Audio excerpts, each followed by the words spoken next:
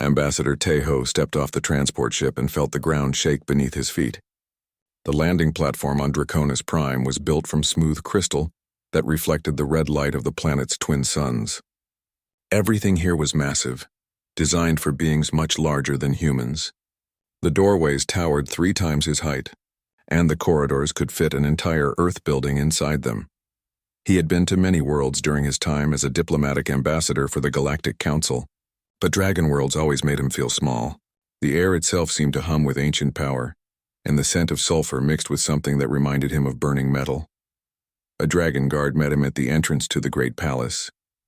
The creature's scales gleamed like polished emeralds, and when it spoke, Tejo felt the words as much as heard them. "Ambassador Tejo of Earth," the guard rumbled. "Queen Velithra waits for you in the sacred chamber. Follow me." They walked through halls carved from single pieces of crystal. The walls showed scenes of dragon history going back thousands of years. Tejo saw images of the first dragon cities, of great wars against alien invaders, of the day dragons joined the Galactic Council as equals among the stars. But today felt different. The palace was too quiet. Usually dragon buildings echoed with the sound of conversation, the rustle of great wings, the distant roar of flames being practiced by younglings. Today there was only silence. The guard led him through a final doorway into a chamber that took his breath away. The room was as large as a sports stadium, with a ceiling that disappeared into shadows high above. Crystal formations grew from the floor like frozen trees, and pools of water reflected light in impossible colors. In the center of this grand space, a dragon lay curled around something small. Queen Velithra was the largest dragon Tejo had ever seen. Her body could have wrapped around a space cruiser, and her wings, even folded, stretched wider than the transport that had brought him here. But something was wrong. Her scales, which should have blazed with inner fire, looked dull and gray. Her great head hung low, and her usual proud bearing was gone. "Ambassador," her voice filled the chamber, but it carried none of the strength Tejo remembered from their previous meetings. "Thank you for coming so quickly." Tejo bowed deeply, following the proper diplomatic protocol. "Your Majesty, your message spoke of urgent need. How may the Galactic Council serve?" Velithra lifted her head, and Tejo saw something in her ancient eyes that shocked him. Fear. Dragons were proud creatures, masters of fire and flight, rulers of worlds.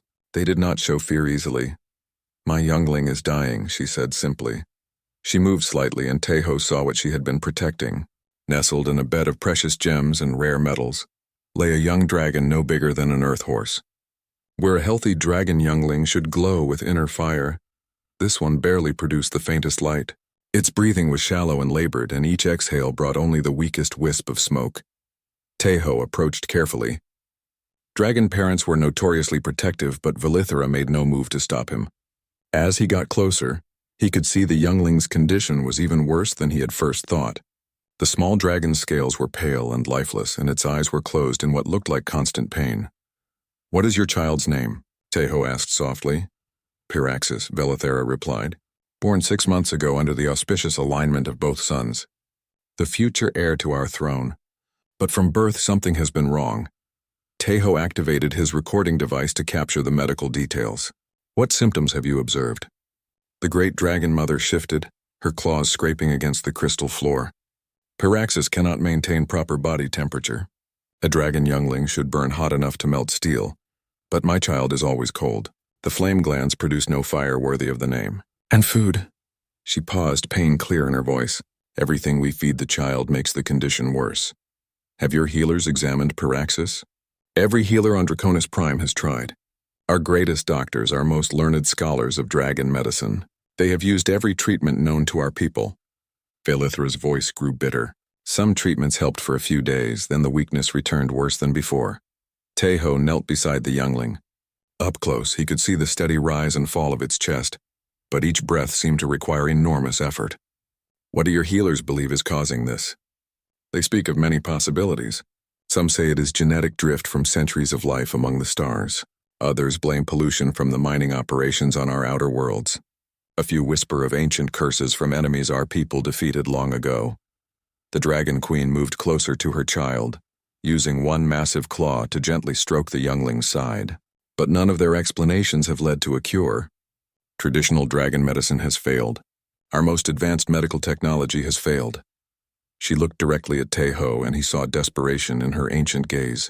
I am told that humans have different ways of approaching medical problems, methods that other species do not understand or use. I have heard stories of human doctors saving patients that alien medicine could not help. Taeho nodded slowly. It was true that human medicine had developed along different paths than most galactic species. Where others focused on energy healing or genetic manipulation, humans had learned to treat illness by understanding the complex relationships between different body systems.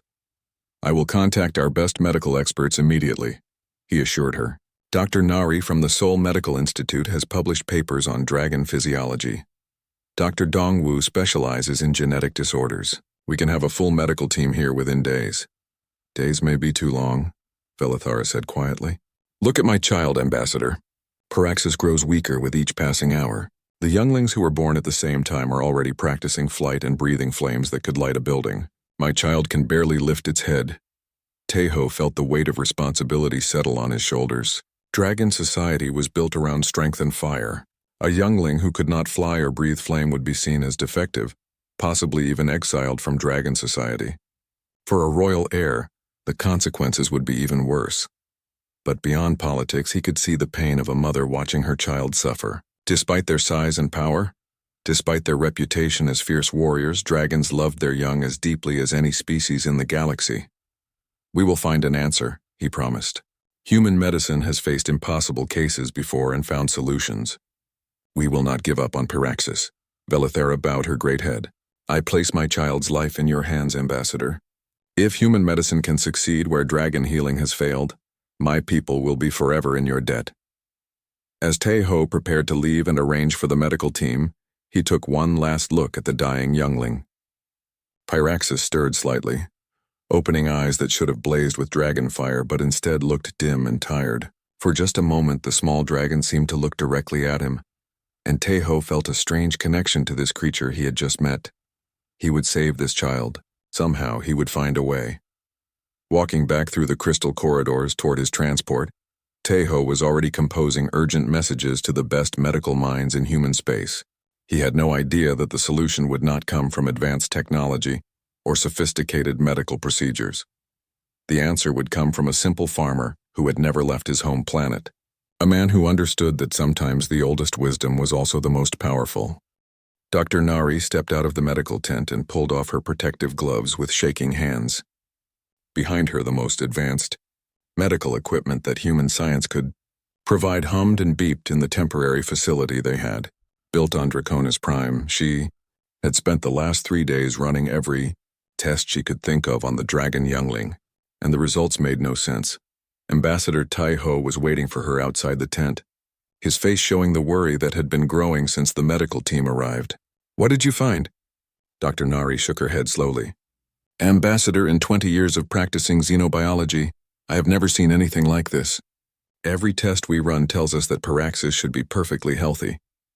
Dr. Dongwu emerged from the tent behind her, carrying a tablet full of genetic scan results. The DNA analysis is complete, he announced. There are no genetic defects, no mutations, no signs of inherited disease. This youngling has the genetic code of a perfect dragon. Taeho felt his heart sink. Then what is wrong? Dr. Hai Jin, the team's specialist in toxins and poisons, joined them. Her expression was just as confused as the others.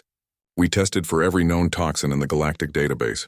We checked for radiation poisoning, chemical contamination, even exotic matter exposure. The youngling is completely clean. What about infections? Taeho asked. Viruses, bacteria, parasites? Dr. Kyung-soo, who specialized in dragon metabolism, looked up from his notes. Nothing. No signs of any infectious agent. The immune system is working perfectly. In fact, all the individual body systems are functioning exactly as they should. Dr. Nari sat down heavily on a supply crate. That is what makes this so frustrating. Every organ is healthy. The nervous system shows normal activity. The digestive system processes food correctly. The respiratory system moves air efficiently, but somehow none of these systems are working together properly. Through the clear walls of the medical tent, they could see Queen Velithara pacing around the area where Pyraxis lay. The youngling had grown even weaker since the medical team arrived. What little fire the small dragon could produce had dimmed to almost nothing. "It is like the dragon's body has forgotten how to be a dragon," Dr. Dongwu said quietly. Taeho stood up and began pacing. "There has to be something we are missing. Human medicine has solved impossible problems before. We saved the crystal beings of Altair when their entire species was dying from mineral depletion. We cured the plague that was killing the plant people of Vega 7. Dr. Nari pulled up a holographic display showing Paraxis's vital signs. "Look at this energy pattern, Ambassador. When we try our most advanced treatments, the readings become chaotic. But yesterday, when Queen Velithera brought food from the old volcanic regions of the planet, the patterns stabilized briefly." "What kind of food?" Taeho asked. "Wild grasses that grow in the ash fields near the old dragon nesting sites," Dr. Kyung-soo explained. "Areas that have been abandoned for centuries. The dragons consider those places primitive and dangerous now." Dr. Hai-jin frowned. "The strange thing is that our nutritional supplements make Paraxis violently sick. We created a perfect food mixture based on dragon biology textbooks. It has every vitamin, mineral, and protein a growing dragon needs. But within minutes of eating it, the youngling went into convulsions. Yet when the mother feeds Paraxis those rough wild plants, there is slight improvement," Dr. Nari added. "It does not make scientific sense." Taeho stopped pacing and looked at the readings. "Show me the energy patterns again." The holographic display showed two different sets of data. The first, from when they used human medical treatments, looked like a storm of chaotic energy. Lines spiked and dropped randomly with no clear pattern. The second, from when Paraxis ate the wild food, showed gentle waves that seemed to follow a natural rhythm.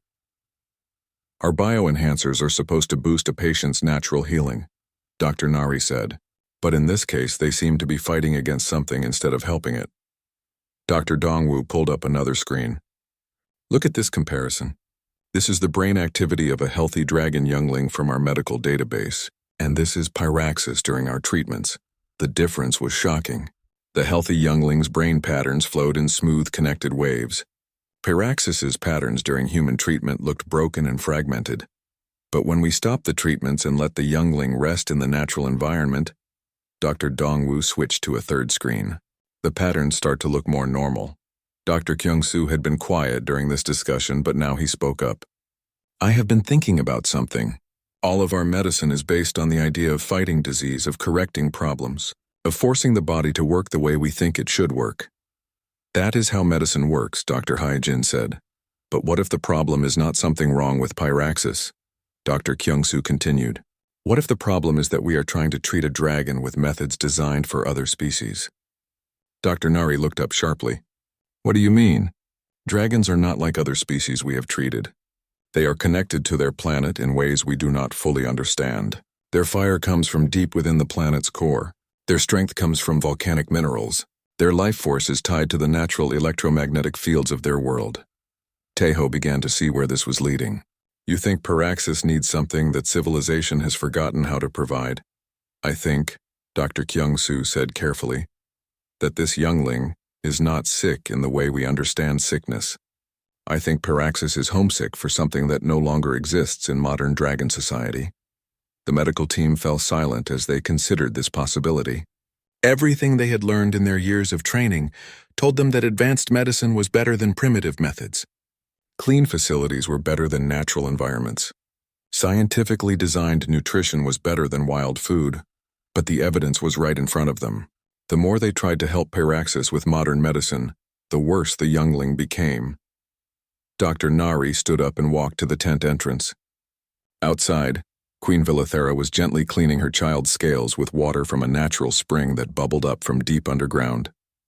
For the first time since the medical team arrived, Paraxis seemed comfortable. "Maybe," she said slowly, "we need to stop thinking like doctors and start thinking like dragons."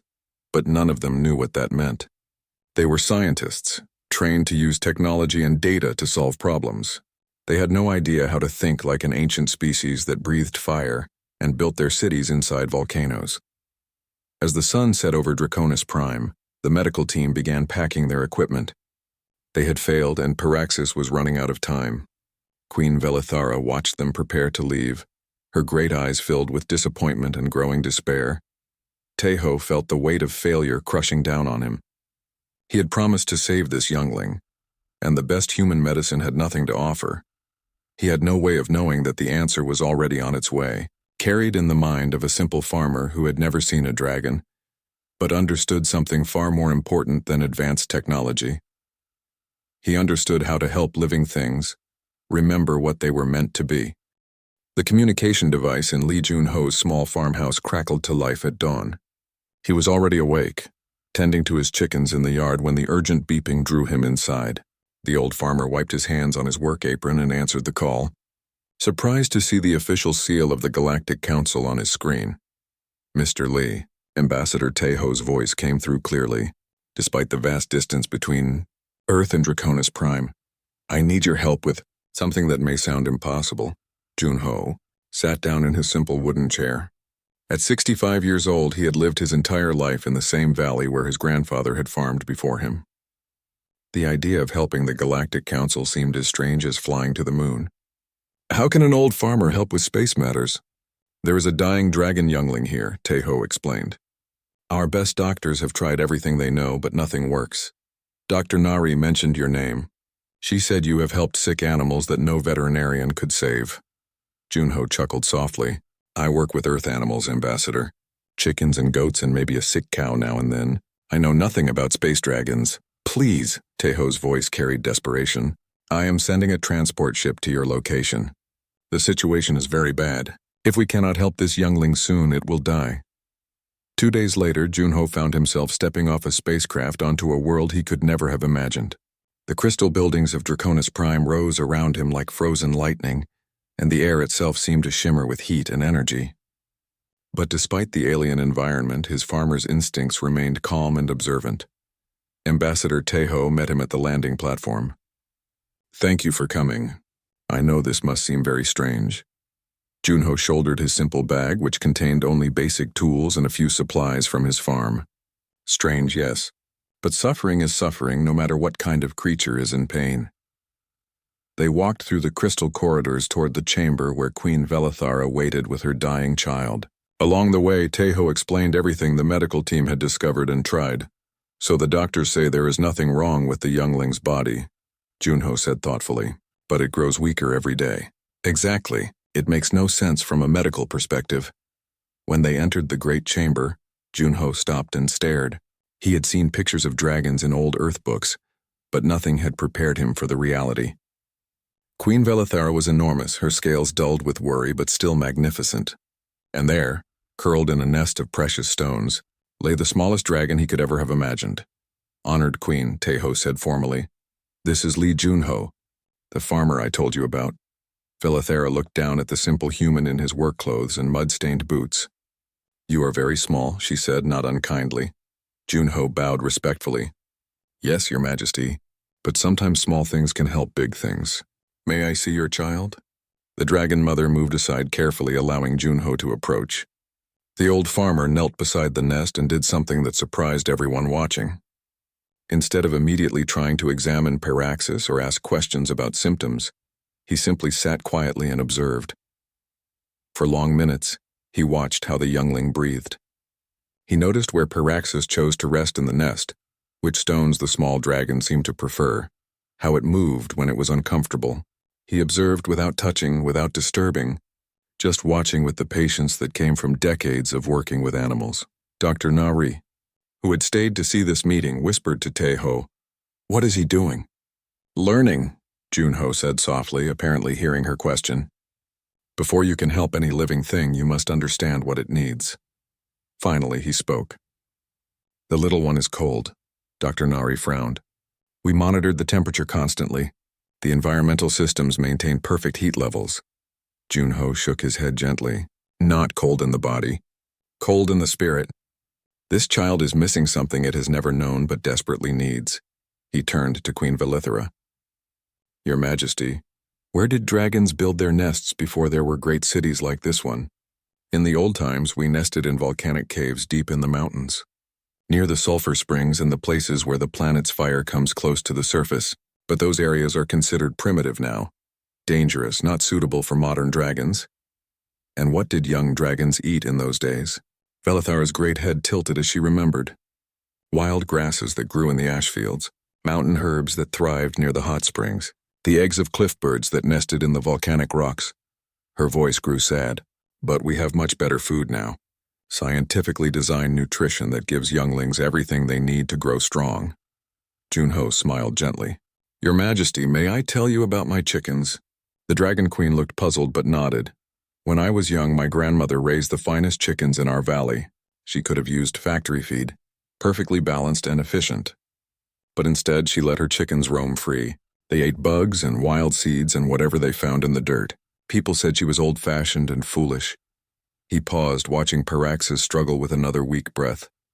But my grandmother's chickens were healthier than any others. They laid better eggs, lived longer, and when disease came to other farms, her chickens survived. Do you know why? Queen Velithra leaned forward, interested despite herself. Because they were not just eating food, Junho explained. They were eating their world. They were connected to the land in a way that factory chickens could never be. Their bodies remembered what wild chickens had always known.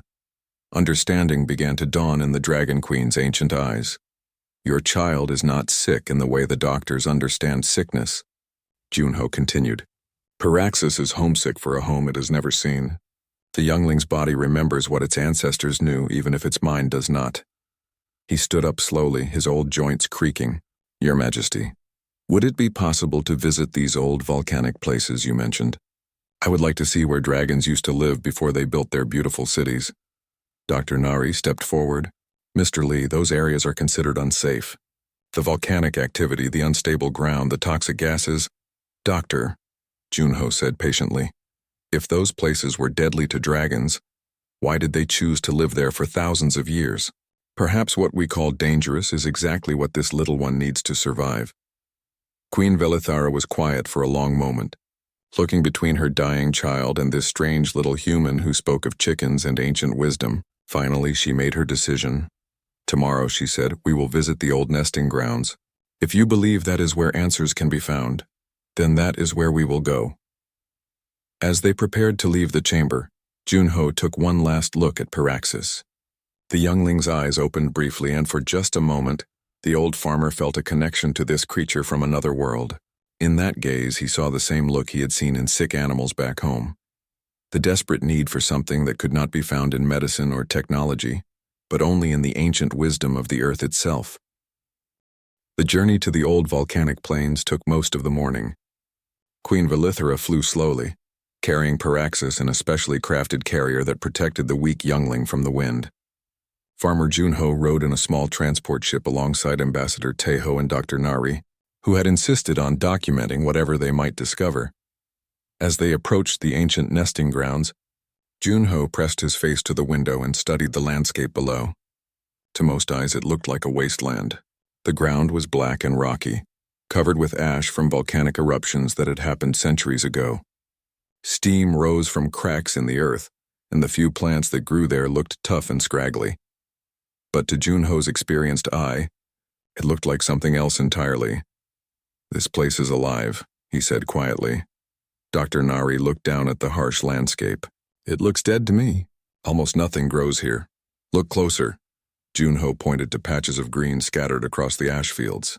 Those plants are not just surviving. They are thriving. They are growing in places where nothing else can live. The transport ship landed on a flat area near what had once been a massive dragon nesting site. Ancient caves carved into the volcanic rock showed where generations of dragons had raised their young. Now the caves stood empty, abandoned for the comfort and safety of the modern crystal cities. Queen Velithra landed nearby and carefully lifted Paraxis from the carrier. The moment the youngling touched the volcanic ground, something changed. Paraxis lifted its head higher than it had in weeks, and its nostrils flared as if smelling something wonderful. Junho knelt and picked up a handful of the black soil. It was warm to the touch and had a strange metallic smell. Dr. Nari, can you test this soil? The doctor ran her scanner over the sample. The mineral content is incredible. High sulfur levels, unusual metal concentrations, trace elements I do not even recognize. And these plants. Junho walked over to examine a patch of tough grass growing directly from a crack in the volcanic rock. They are not just surviving in this soil. They need it. They cannot grow anywhere else. He pulled up one of the grass plants carefully, keeping the roots intact. The grass was unlike anything on Earth. Its leaves were tough and almost metallic, and the roots seemed to glow faintly with their own inner light. On my farm, Junho explained as he worked, we have a word for this. We call it terroir. It means the way the land itself becomes part of what grows on it. This grass does not just eat minerals from the soil. It becomes part of the volcanic power of this planet. Dr. Nari was taking readings on everything around them. The electromagnetic patterns here are completely different from the dragon cities. These sulfur springs. She dipped her sensor into a bubbling pool of mineral-rich water. The water contains compounds that match the chemical structure of dragon scales. Exactly, Junho nodded. This is not just where dragons chose to live. This is where dragons were meant to live. Their bodies evolved not just to survive this environment, but to need it. Queen Velithara had been listening to this conversation while gently tending to Paraxis. But surely modern medicine is better than these harsh conditions. We have eliminated the dangers, improved the nutrition, created perfect environments for raising younglings. Junho approached the great dragon carefully. Your Majesty, may I ask you something? When you were a youngling, where did you learn to breathe fire? In the flame caves deep in the volcanic tunnels where the Earth's heat is strongest. Velithara's voice carried a note of nostalgia. My mother brought me there when I was barely larger than Paraxis is now. And how did it feel to breathe your first real flame? The Dragon Queen's eyes grew distant with memory. Like coming home. Like discovering what I was always meant to be. The power of the planet flowed through me and I became truly dragon. When did you last visit those caves? Velithara was quiet for a long moment. Not for many years. The city is so comfortable, so convenient. The flame caves are difficult to reach and dangerous for younglings who are not yet strong. Junho knelt beside Pyraxis, who was now showing more alertness than anyone had seen in weeks. Your Majesty, I think your child is strong enough, but Pyraxis needs to discover that strength in the same place you did. He began gathering samples of the volcanic plants, his farmer's instincts guiding him to the specimens that showed the most vitality. Dr. Nari, can you analyze these while I prepare something? What are you going to prepare? Teho asked. Food, Junho said simply, the way Pyraxis' ancestors would have prepared it. Using tools he had brought from his farm, Junho began working with the plants he had gathered. He ground the volcanic grasses by hand, using a stone mortar and pestle that had belonged to his grandfather. He mixed the grass with water from the sulfur springs, creating a rough paste that looked nothing like the refined nutrition supplements the medical team had tried. This is very primitive, Dr. Nari observed, but her tone was curious rather than critical. Yes, Junho agreed.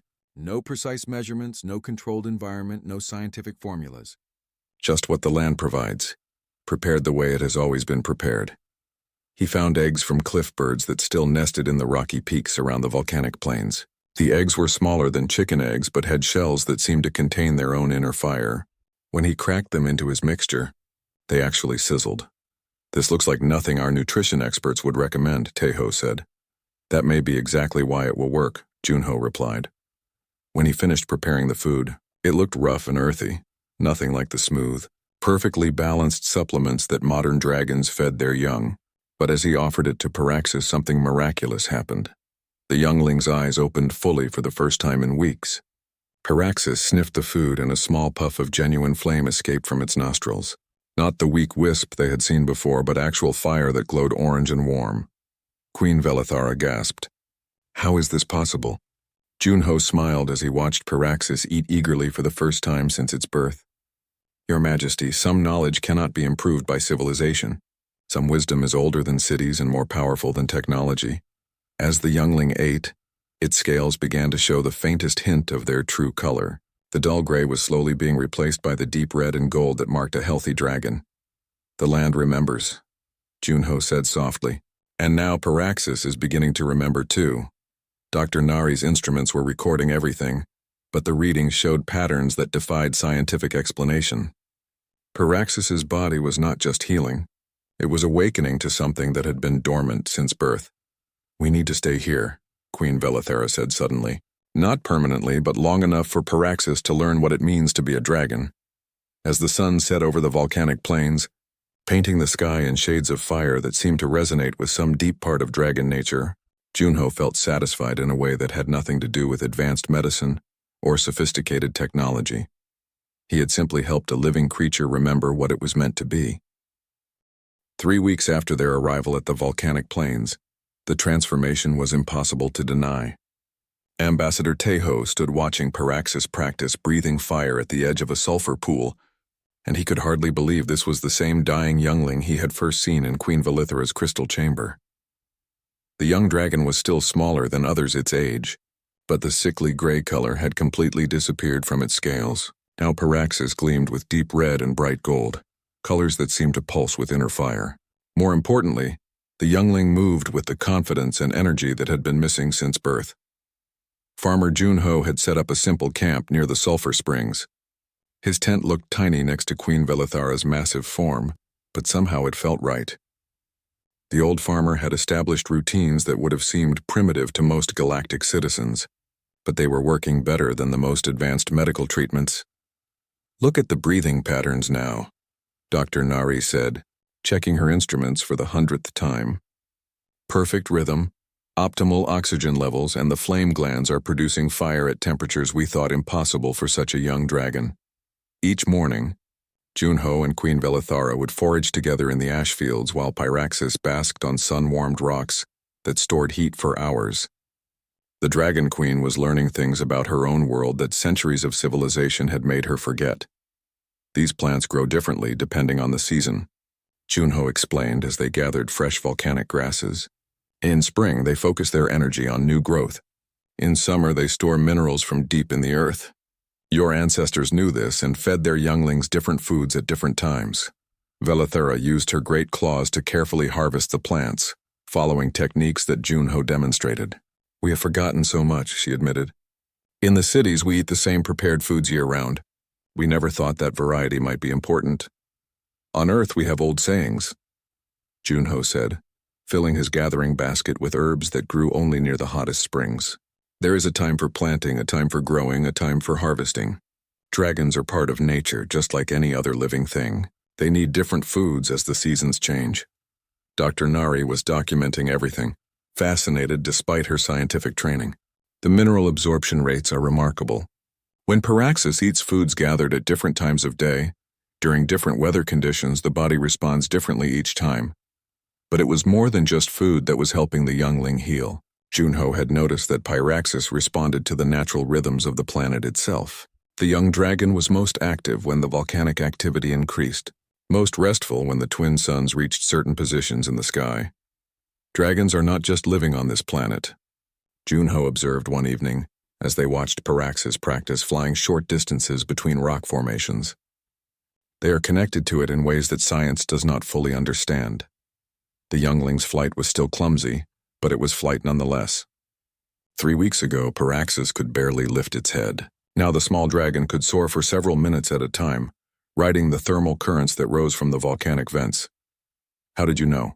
Ambassador Tejo asked one evening, as they sat around a simple fire that Junho had built from volcanic wood. "How did you understand what the medical experts missed?" The old farmer was quiet for a moment, watching sparks rise from the fire toward the star-filled sky. "My grandfather taught me something when I was young. He said that every living thing carries the wisdom of all its ancestors. Modern medicine tries to fix problems by fighting against the body. Traditional healing works by helping the body remember what it already knows." Queen Velithera, who had been listening to this conversation, lowered her great head closer to the fire. "You are saying that Paraxis was not really sick?" "Your child was missing something essential," Junho explained. "Like a plant taken from its native soil and put in a perfect greenhouse. Everything might be scientifically correct, but something vital is lost." Dr. Nari pulled up holographic displays of Pyraxis's progress. "The energy signatures are fascinating. The youngling's biological rhythms are now synchronized with the planet's electromagnetic field. It is as if the volcanic activity is acting as a giant heartbeat, and Paraxis is learning to match that rhythm." As they spoke, Paraxis chose that moment to demonstrate just how much progress had been made. The youngling took a deep breath and produced a stream of bright orange flame that lit up the evening landscape. The fire was steady and strong, lasting for nearly a full minute. Queen Velithera's joy was overwhelming.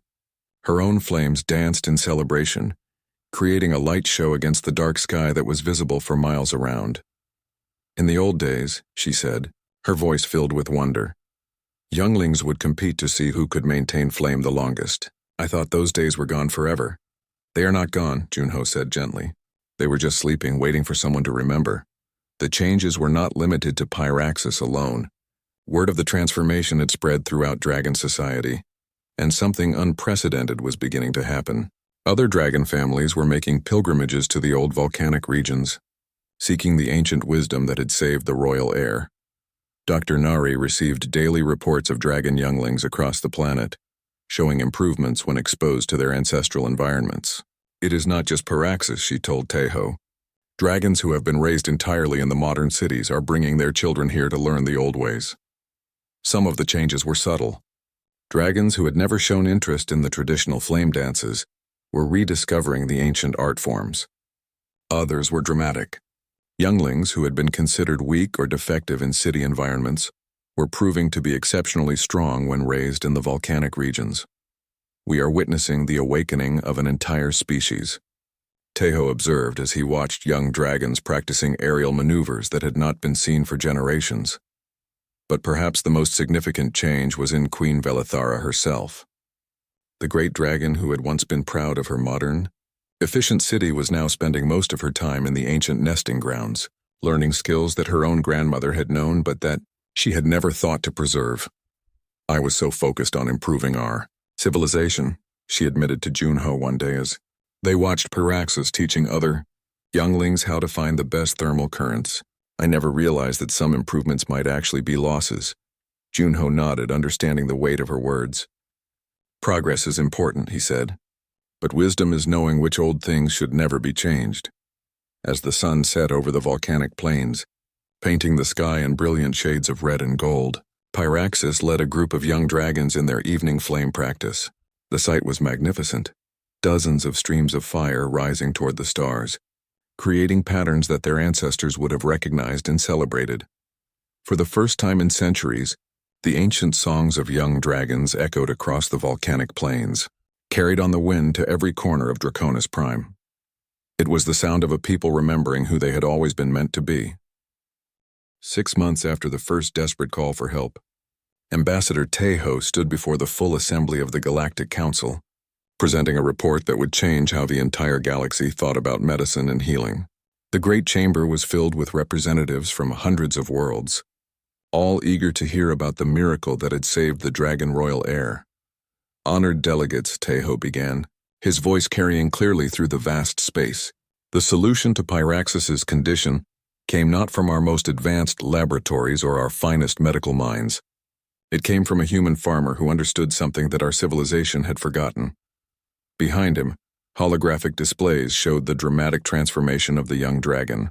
The images of Pyraxis as a dying youngling contrasted sharply with recent footage of a healthy, vibrant dragon practicing aerial maneuvers with other younglings above the volcanic plains.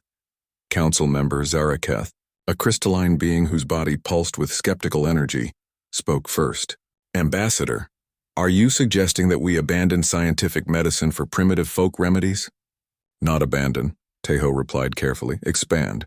Farmer Li Junho did not reject medical science. He showed us that true healing happens when we work with nature instead of trying to control it. Dr. Nari, now permanently stationed on Draconis Prime as the lead researcher in what was being called ecological medicine, stood to address the council. Our detailed studies show that Pyraxis is not just healthy, but genetically enhanced.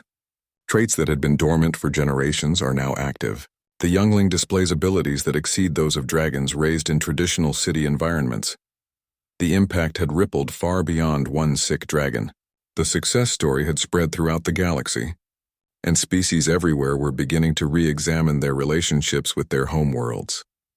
Representative Halen from the aquatic collective of Kepler 442b raised a webbed hand. Our own younglings have been suffering from shell rot disease for decades.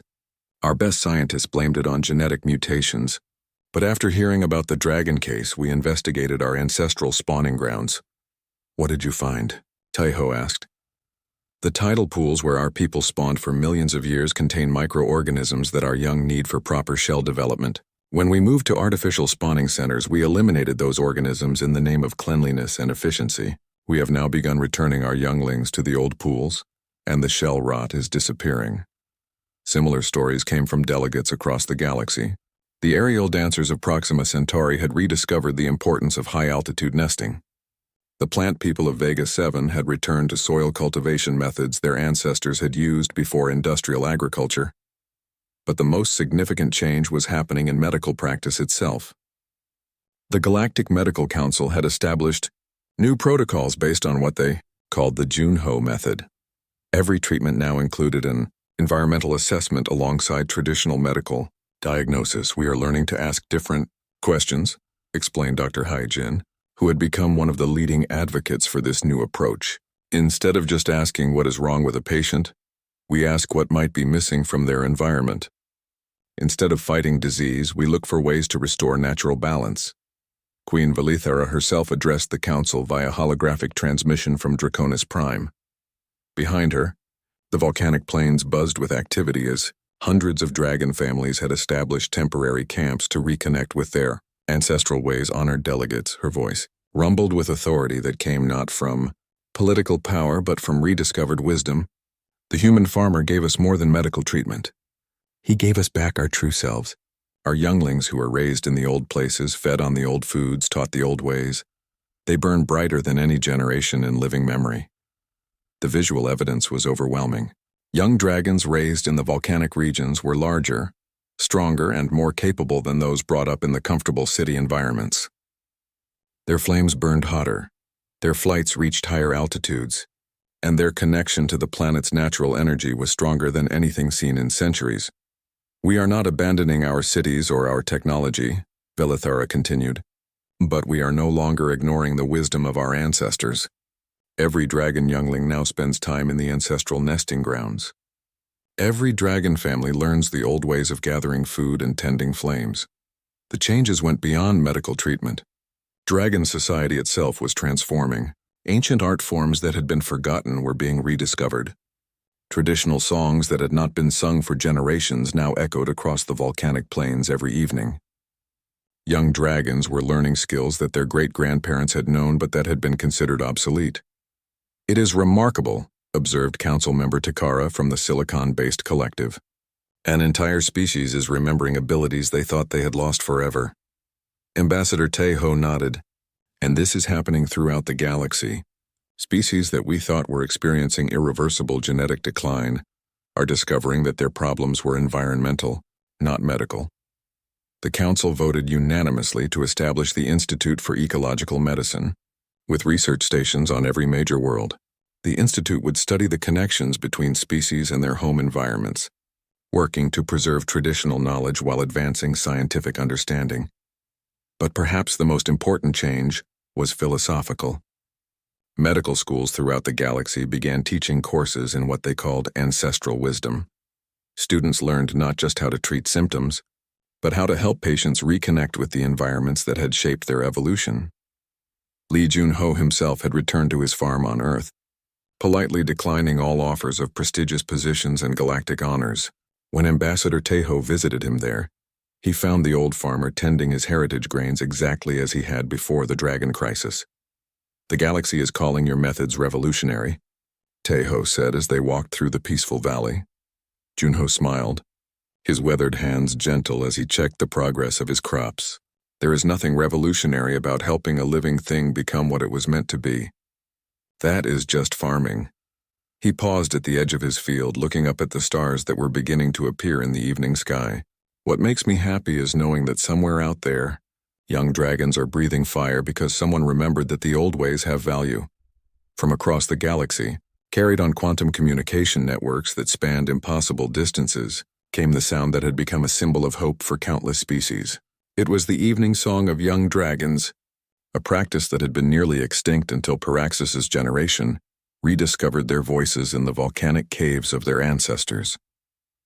The song spoke of fire and earth, of ancient wisdom and new hope, of the eternal truth that some knowledge could never be improved upon, only remembered. It was, Ambassador Tejo reflected as he listened, the most beautiful sound in the universe, the sound of a people returning to their true selves.